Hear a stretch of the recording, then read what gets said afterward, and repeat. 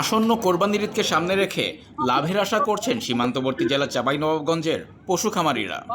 তবে শেষ মুহূর্তে ভারতীয় গরুর অবৈধ অনুপ্রবেশ ঘটবে কিনা তা নিয়ে শঙ্কা কাজ করছে তাদের মাঝে। খামারিরা বলছেন, চোরাই পথে ভারতীয় গরু এলে সারা বছর কষ্ট করে লালন পালন করা এসব দেশি গরুর ন্যায্য দাম পাবেন না তারা। আলহামদুলিল্লাহ আমরা মোটামুটি ভালোই প্রফিট পাই, কিন্তু একটু সমস্যা হলো কারণ হচ্ছে গোখাদ্যর দাম অনেক বেশি এবার। এর জন্য আমি প্রতি বছরই প্রায় 100 গরু পালি।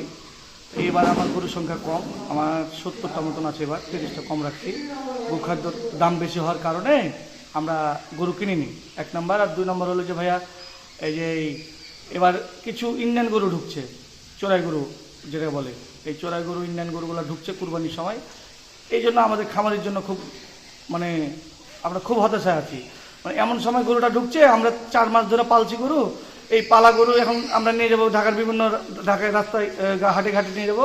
এই সময় শুনতে পাচ্ছি যে সিলেট, চাঁপাইনবাবগঞ্জ বিভিন্ন জায়গা দিয়ে এই যে গরুগুলা ঢুকছে। ঈদ ঘনিয়ে আসায় এখন পশুর বাড়তি যত্নে ব্যস্ত সময় পার করছেন খামারিরা। কোনো ধরনের ক্ষতিকর ইনজেকশন বা ওষুধ ছাড়াই শুধু ঘাস, খড় ও দানাদার খাবার খাইয়ে পরম যত্নে বড় করা হয়েছে এসব পশু। খামারিরা বলছেন, গোখাদ্যের দাম চড়া হলেও এবারের বাজারে পশুর দাম বেশ ভালো। তাই 2-1 দিনের মধ্যেই জেলা ও রাজধানীর বিভিন্ন হাটে গরু তোলার প্রস্তুতি নিচ্ছেন তারা। প্রচুর পরিমাণে ঘাস লাগা আছে আমার পিছনে, আমার ভুঁয়ে আমার ঘাস আছে। ঘাস আর বেশি পরিমাণের ঘাস আর অল্প পরিমাণের চারা দিয়ে আমরা এভাবে 4 বেলা খাওয়াই। ঘাসই 4 বার খাই। যেহেতু আমাদের সীমান্তবর্তী এলাকা, আমরা জানতে পারি যে গরু আসছে, অল্প সংখ্যক গরু আসে, কিন্তু যদি গরু আসে, ইন্ডিয়া থেকে গরু আসে, তাহলে আমার যদি বাংলাদেশের বাজার দর কমে যায়, তাহলে আমরা অবশ্যই ক্ষতিগ্রস্তের মধ্যে পড়ব। খামারিদের চাওয়া, চোরাই পথে গরু আসা যেন পুরোপুরি বন্ধ হয়। অবশ্য খামারিদের ন্যায্য মূল্য নিশ্চিত করতে এবং কোরবানি পশুর যে কোনো রোগবালাই ঠেকাতে সব ধরনের সহযোগিতার আশ্বাস দিয়েছেন জেলা প্রাণী সম্পদ বিভাগ।